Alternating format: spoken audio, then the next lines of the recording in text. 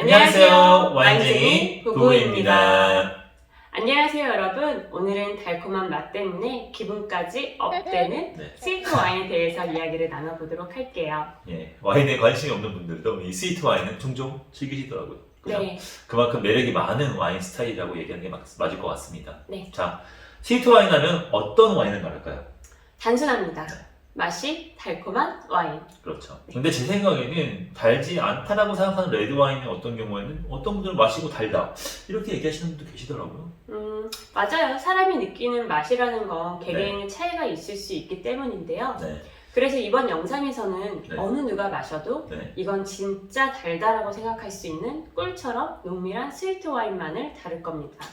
그렇다면 이번에 다루지는 않지만 살짝 달콤한 것들에는 뭐가 있을까요? 대표적인 와인이 많은 네. 분들에게 익숙한 모스카토 다스티, 브라켓토 다키 같은 것들이 있는데요. 두 가지 스타일 모두 약간의 버블이 있고 네. 마시면 상쾌하게 느껴지는 달달함이 매력적인 와인들이에요. 다만 오늘 다룰 와인들에 비하면 단맛이 조금 덜한 편이고요. 그렇군요.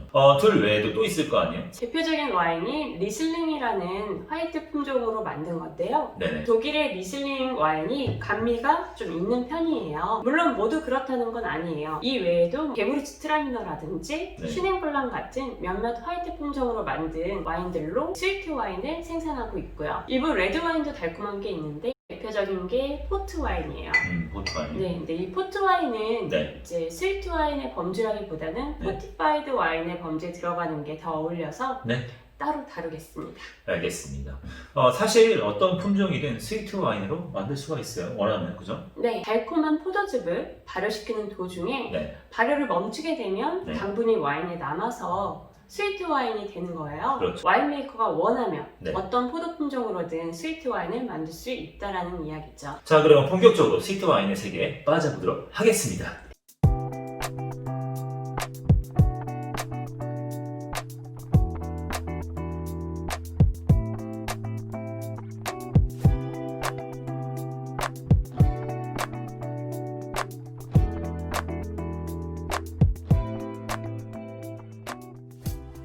자, 오늘 다룰 꿀처럼 농밀한 스위트 와인에는 어떤 것들이 있을까요? 첫 번째 느스악 와인, 네, 두 번째 기브 와인, 네, 세 번째 아이스 와인, 네. 네 번째 스트로 와인이에요. 그럼 하나씩 이야기를 해보도록 하겠습니다. 첫 네. 번째, 느스악 와인. 영어로는 레이트 하베스트라고 하는데 네, 말 그대로 늦게 수확한 포도로 만든 스위트 와인을 이야기합니다. 네, 사실 뒤에 다를 기브 와인이라든지 아이스 와인, 네. 스트로 와인 모두 이 레이트 하베스트가 기본이 돼야 돼요. 여하튼 북반구의 경우 네, 보통 9월에서 10월 사이에 수확을 하기 마련인데요. 네네. 누스악 와인은 한 달에서 두 달 정도 더 늦게 수확을 하는 거죠. 그렇군요. 늦게 수확을 하면 어떤 일이 일어날까요? 그러면 포도가 더 많은 햇빛을 받게 되죠. 네, 그리고 포도 나무에 달려있는 시간 동안 네, 당도가 점점 올라가게 돼요. 또한 포도알의 수분이 증발하면서 네, 네, 당분의 퍼센티지는 높아지겠죠. 그렇죠. 이런 포도를 짜서 즙을 내면 네. 당분이 워낙 높았기 때문에 네, 발효를 끝내도 여전히 당분이 남아서 네, 자연스럽게 스위트 와인을 만들 수 있게 됩니다. 참고로 느스악 와인의 기원은 네. 독일에서 찾을 수 있어요. 1775년 네. 독일의 유서 깊은 와이너리인 슐로스 요하니스베르그에서는 네. 포도 수확 시기를 대주교의 지시에 따라서 시행했다고 해요.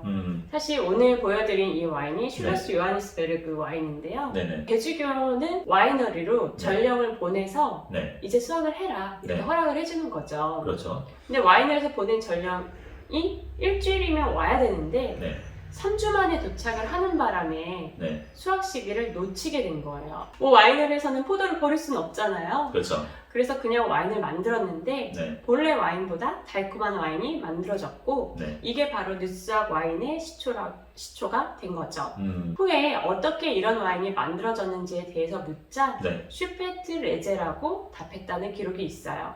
그렇죠. 지금 저희가 이렇게 보여드린 와인에도 맨 밑에 보면은 네, 2015년 리슬링 슈페트 레제라고 적혀 있네요. 네, 그렇습니다. 참고로 슈페틀레제는 독일어로 늦은 포도 수확이라는 뜻이에요. 네. 프랑스에도 이런 느스악 와인이 있습니다. 그래서 거기서는 또 방당주 따르티뷰라고 하고 있습니다. 똑같이 늦게 수확했다 이런 뜻이고요. 네. 자, 그러면 다음 스위트 와인에 대해서 이야기를 해보도록 하겠습니다. 네, 두 번째는 기브 와인이에요. 귀할 기에 썩을 뿐. 네. 그러니까 귀하게 썩었다 이렇게 이야기할 수 있겠네요. 네, 영어로는 노블롯이라고 하는데요. 네. 이것도 뜻이 같아요. 귀하게 썩었다. 네. 썩은 와인. 네. 이런 이름이 붙은 이유는 기브 와인이 보트리티스 시네리아라고 불리는 회색 곰팡이에 의해서 네. 탄생하기 때문이에요. 곰팡이라니 처음 듣는 분들은 좀 생소할 수도 있을 것 같습니다. 네, 이 특이한 곰팡이는 네. 습기가 잦은 곳에서 생기는데 네, 기후 조건만 잘 맞으면 오히려 포도에게 특별함을 주는 자연의 선물이 될 수도 있어요. 기브 와인을 만들기 위해서는 네. 기본적으로 건강하고 잘 익은 포도가 필요하고 네. 이 포도에 보트리티스 시네리아가 생기기를 기다려야 돼요. 자, 그럼 이 보트리티스 시네리아 이름도 어려운데 이 곰팡이가 나타날 수 있는 환경은 도대체 뭘까요? 보통 기브 와인으로 유명한 곳을 보면 네. 근처에 호수나 강이 있어요. 음, 이 때문에 아침에는 안개가 자욱하게 끼죠. 네, 다만 이런 습한 기후가 계속 지속되면 안 되고요. 네네. 낮에는 이런 습기를 날려줄 수 있는 따뜻하고 온화한 햇빛이 필요합니다. 마침내 곰팡이가 생겨서 포도 껍질을 손상시키고 번식을 하면 네, 수분이 증발하게 되고 포도가 마르면서 겉으로 보기에는 좀 상한 것처럼 보일 수 있어요. 네. 쪼글쪼글한 포도가 되거든요. 네. 사실 포도는 당과 산이 강하게 농축이 되어 있는 상태가 돼요. 이런 현상은 9월 말에 시작이 되는데 네네. 이 보트리티스 균이 포도에 얼마나 그리고 어떤 속도로 영향을 줄지는 네. 전혀 예측이 안 된다고 하네요. 그래서 포도 재배자는 최대한 고르고 일정하게 기후 현상이 일어날 수 있도록 기도하면서 그저 담담하게 지켜볼 수밖에 없어요. 하늘이 맡기는 거죠. 네, 만약 보트리티스균이 알맞게 번식하기도 전에 겨울이 다가와서 추위나 폭우가 덮쳤다. 이러면 아무런 수확도 거두지 못하는 결과가 생길 수도 있다고 합니다. 네, 그래서 이제 기후 와인을 생산하는 와이너리는 기후가 좋지 않은 해에는 생산을 포기하고 와인을 만들지도 않는 경우도 있습니다. 네. 네. 안타깝게도 곰팡이가 포도밭 전체에 일률적으로 나타나는 경우는 없기 때문에 네네. 완벽하게 기부 현상이 일어난 포도 와인만 네. 10월에서 11월 사이 몇 주에 걸쳐가지고 네. 4회에서 많게는 10회까지 여러 차례 손수확을 해야 된다고 해요. 그리고 평균적으로 네. 포도나무 한 그루당 네.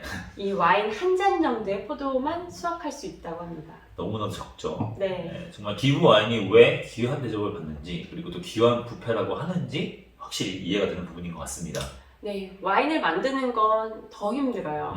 고된 노동으로 수확된 포도는 네. 드디어 양조실로 옮겨지게 되는데 네. 포도의 수분이 거의 없는 상태이기 때문에 네. 즙을 짜내는데도 많은 어려움이 따른다고 해요. 그렇게 또 힘들게 얻은 즙으로 네. 발효를 하기 위해서 오크통으로 옮겨지는데 네네. 이 보트리티스 시네리아가 효모를 죽이기 때문에 네. 알코올을 만들기도 전에 네. 발효가 멈출 확률도 있다고 해요. 여하튼 이런 장애를 다 겪고 네.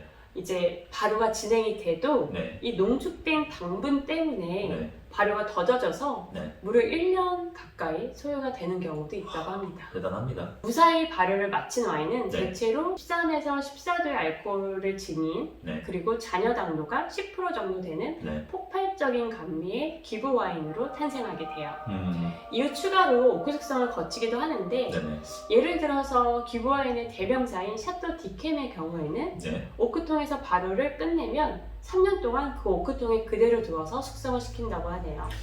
그렇다면 세계적으로 인정을 받는 기후 와인은 어떤 것들이 있을까요? 방금 예시로 든 샤또 디켐이 있는 프랑스 보르도의 소테른 지역, 네. 그리고 같은 프랑스의 바르삭 지역, 바르삭은 소테리랑 붙어 있죠, 바로. 네. 네. 그리고 헝가리의 토카이, 네. 그리고 독일의 이거 와인 등급인데요. 네. 아우스레제, 베렌 아우스레제, 트로켄 베렌 아우스레제가 이제 기부 와인이고요. 네네. 참고로 프랑스 알자스에서는 네. 기부 와인을 셀렉시옹 드 그랑 노블이라고 불러요. 이외에도 다른 곳도 있는데 네. 방금 말씀드린 곳들이 좀 유명합니다. 자, 그럼 다음 스위트 와인으로 넘어가도록 하겠습니다. 네, 세 번째 스위트 와인은 아이스 와인입니다. 네. 이 스위트 와인 중에서는 가장 잘 알려져 있고 유명한 게 바로 아이스 와인이 아닐까 싶네요. 맞아요. 아이스 와인은 느스악 와인의 연장선상에 있다고 보시면 돼요. 네. 다만 겨울에 눈이 내려서 기온이 영하로 떨어질 때까지 기다렸다가 네. 포도를 수확한다는 점이 다르죠. 음. 즉 아주 긴 느스악 와인인 거예요. 아이스 와인은 포도의 당도가 농축되고 수분이 날아가다 못해 얼어버리는 지경이 될 때 이제 만들어요. 그래서 아이스 와인이죠. 네. 이 과정에서 포도알이 새들의 먹이가 되지 않도록 포도나무에 그물을 씌워서 보호해주기도 하고 네. 또 매일 포도 재배자들이 포도밭에 나가서 네. 포도알의 상태를 확인해줘야 돼요. 수확하기도 굉장히 힘들 것 같습니다. 맞아요. 한겨울 밤이라고 했죠, 그죠? 새벽이나. 네. 네. 이 살이 에일 정도로 추울 때 네. 나가서 포도를 수확해야 되거든요. 네. 보통 영하 8도. 아마 체감 온도는 더 낮지 않을까요? 그렇겠죠. 저는 상상하기도 어려울 것 같아요. 여하튼 포도를 수확할 때 포도알의 상태를 일일이 확인해야 되기 때문에 네. 손으로 수확을 해야 돼요. 인건비도 많이 들고 워낙 네. 고된 작업이라 완성된 아이스 와인의 가격이 올라갈 수밖에 없는 이유가 돼요. 당연하지만 이제 얻을 수 있는 주스의 양이 얼마 안 되겠죠. 얼어버렸기 때문에. 네. 근데 가까스로 얻은 그 천연 당분을 네. 12주라는 긴 발효를 거쳐서 탄생했을 때 바로 아이스 와인이라 부를 수 있는 거라고 합니다. 유명한 아이스 와인 생산지는 캐나다와 독일이에요. 네. 확실한 건 겨울이 정말 추운 와인 생산국만이 전통 아이스 와인을 만들 수 있다는 거예요. 간혹 저렴한 아이스 와인의 경우에는 네. 인위적으로 포도를 얼려서 만들기도 하는데 네. 이 경우에는 뭐 자연적으로 만든 아이스 와인보다는 풍미가 떨어지는 게 사실이죠. 자, 그럼 마지막이네요. 네 번째, 스트로 와인. 스트로 와인의 스트로는 집, 그러니까 지푸라기를 이야기해요. 즉 스트로 와인은 집이나 매트 혹은 갈고리 같은 걸 이용해서 네. 그렇게 말린 포도로 와인을 만드는 걸 이야기합니다. 이때 포도를 건조시키는 건조실은 온도와 습도가 완벽하게 조절이 돼야 돼요. 그래야 포도에 곰팡이가 피지 않기 때문인데요. 자연적으로 건조된 포도알은 뭐 수분이 날아가서 당연히 당분이 농축이 될 수밖에 없겠네요. 이제. 네. 스트로 와인은 무려 고대 로마 시대까지 거슬러 올라갈 정도로 네. 매우 오래된 와인 생산 방법이고 네. 이렇게 건조시켜서 만든 와인 중 가장 유명한 것이 이탈리아의 빠시토예요. 그리고 프랑스에서도 이런 와인을 뱅드바이유라고 부르거든요. 네. 뱅은 불어로 와인이라는 뜻이고 네. 바이유는 집이라는 뜻이에요. 네. 즉 집에서 말린 와인이라는 의미죠. 이탈리아 같은 경우에는 지역마다 고유의 방법으로 만드는 파시토 와인들이 꽤 많아서 굉장히 흥미로워요. 뭐 이야기는 나중에 이탈리아 와인을 다룰 때 따로 하도록 하겠습니다. 네. 네. 오늘 스위트 와인에 대해서 이야기를 나눠봤는데 네. 궁금한 점이라든지 다른 스위트 와인의 정보가 필요하시면 댓글로 알려주시길 바랍니다. 네, 저희는 모든 댓글을 읽고 답글을 달아드리고 있습니다. 네, 저희는 다음 영상에서 다시 인사드리도록 할게요. 네, 다음 영상까지 편안하시길 바라겠습니다. 네, 시청해주셔서 감사합니다. 감사합니다.